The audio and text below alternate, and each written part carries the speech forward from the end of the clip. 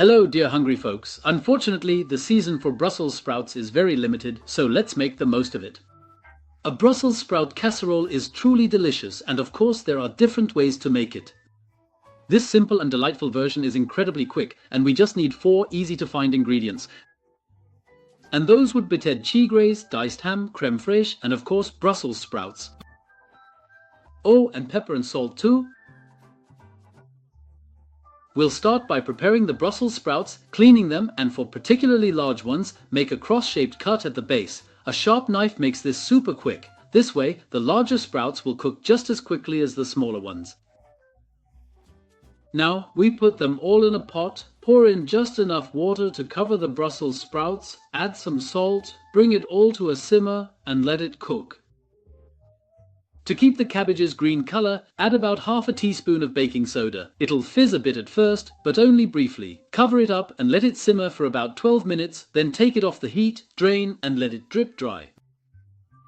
Meanwhile, we put some crème fraîche in a bowl and add the grated cheese. Then, we season it generously with pepper and salt. Mix it all together thoroughly. I think using a fork works best. Okay, this will take a little moment.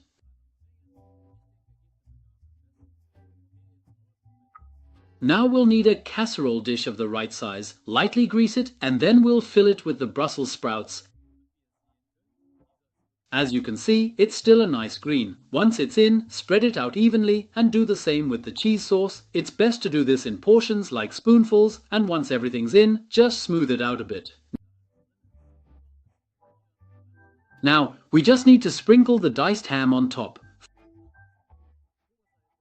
And that's it. The casserole is all set and ready to go into the oven.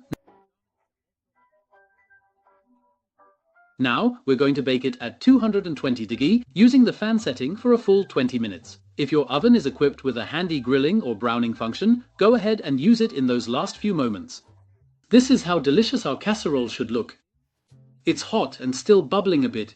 It already smells wonderfully hearty and aromatic. Before serving, feel free to sprinkle some fresh herbs on top. I really do enjoy using fresh chives. Please savor it just as it is. Or serve it with potatoes. It can also be a side dish for a Sunday roast, whatever you prefer. It's truly delicious. I can only recommend it. I wish you lots of fun preparing it and bon appétit. See you next time. Bye bye.